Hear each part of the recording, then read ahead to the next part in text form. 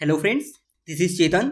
Recently Bharat के water transport workers ने ship पर इजराइल के लिए हथियार लोड करने से मना कर दिया। आप ये देख सकते हैं, मिनट की न्यूज है कि Gaza war water transport workers union of India refuses to load unload Israel bound weapons on any ship. और इस बात की पुष्टि water transport federation of India की तरफ से की गई है। बहुत ही सीरियस ये इशू है। नाउ क्वेश्चन ये है कि ऐसा क्या हो गया कि वाटर ट्रांसपोर्ट वर्कर्स ने इजराइल के लिए हथियारों को लोड करने से मना कर दिया। बड़ा क्वेश्चन ये भी है कि क्या इंडिया इजराइल को आर्म सप्लाई कर रहा है, क्योंकि ये न्यूज़ अपने आप में बहुत सारे सवाल पैदा करती है। इन इश्यूज को डिस्कस करने से पहले आपके लिए एक जरूरी बात है, आप हमसे व्हाट्सएप चैनल के थ्रू जुड़ सकते हैं, जहां पर आपको हर वीडियो की अपडेट्स मिलती रहेगी। और अगर आप में से कोई सिविल सर्विस की तैयारी कर रहे हैं तो आपको वहां पर करंट अफेयर्स के माइंड मैप और बहुत इंपॉर्टेंट न्यूज क्लिप्स मिल जाती है, जो आपकी पढ़ाई को और भी बेहतर बनाएगी। लिंक डिस्क्रिप्शन में है, आप जाकर ज्वाइन कर सकते हैं। ऑलराइट, एक्चुअली बात यह है कि द वायर ने वाटर ट्रांसपोर्ट वर्कर फेडरेशन की प्रेस रिलीज की तरफ से ये कहा कि भारत में जो 11 मेजर पोर्ट हैं, उनके करीब 3,500 वाटर ट्रांसपोर्ट वर्कर हैं। उन्होंने इजराइल या फिर दूसरे देशों को मिलिट्री इक्विपमेंट और इससे रिलेटेड कार्गो को लोड और अनलोड करने से मना कर दिया। इनका ये कहना है कि इनका श्रमिक संघ हमेशा युद्ध और महिलाओं और बच्चों जैसे निर्दोष लोगों की हत्या के खिलाफ खड़े रहेंगे।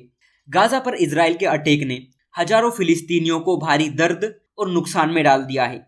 वॉर में महिलाओं और बच्चों के टुकड़े टुकड़े कर दिए हैं।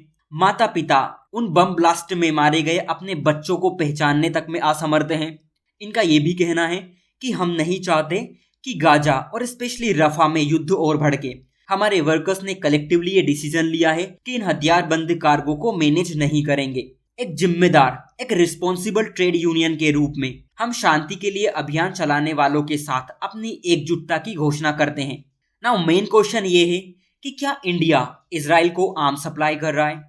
देखिए, water transport federation of India के सेक्रेटरी जनरल नरेंद्र राव की तरफ से ये कहा गया है कि उन्हें अब तक इजराइल के लिए जाने वाले इस तरह के किसी भी शिप की रिपोर्ट नहीं मिली है जो इजराइल को आर्म सपोर्ट की पुष्टि करता है। इनका ये मानना है कि वर्कर्स ने फिलिस्तीन के साथ एकजुटता व्यक्त करने के लिए बयान जारी किया, जिससे ये क्लियर हो सके कि फिलिस्तीनी लोगों पर इजराइल के युद्ध का समर्थन करने वाले फ्यूचर के किसी भी इंटरप्राइज का पार्ट नहीं होंगे।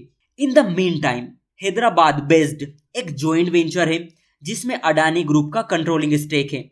इसने 20 से ज्यादा मिलिट्री ड्रोन्स मैन्युफैक्चर करके इजराइल को सेंड किए हैं, जिसमें इजराइल की डिफेंस फोर्स अपने ऑपरेशन में हर्मिस ड्रोन का यूज कर रही है।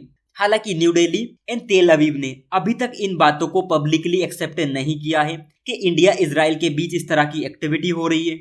देखिए, अब दिक्कत यह है कि जब तक इंडिया और इजराइल इस बात को पूरी तरह से ऑफिशियली एक्सेप्ट नहीं कर लेते, हम इस कंक्लूजन पर नहीं पहुंच सकते कि इंडिया इजराइल को आर्म सप्लाई कर रहा है।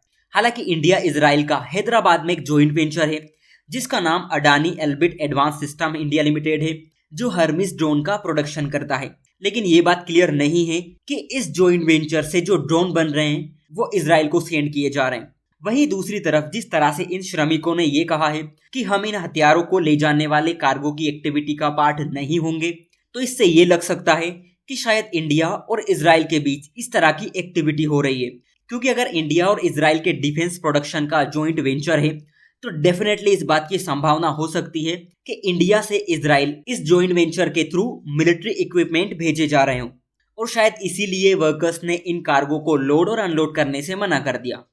बट फिर भी ये बात कितनी सच है, इसका पता जब तक नहीं चल जाता तब तक कि गवर्नमेंट इसे एक्सेप्ट नहीं कर लेती। अगर इस न्यूज़ में कोई डेवलपमेंट्स होती है तो हम जरूर डिस्कस करेंगे। सो आज के लिए इतना ही। Thank you.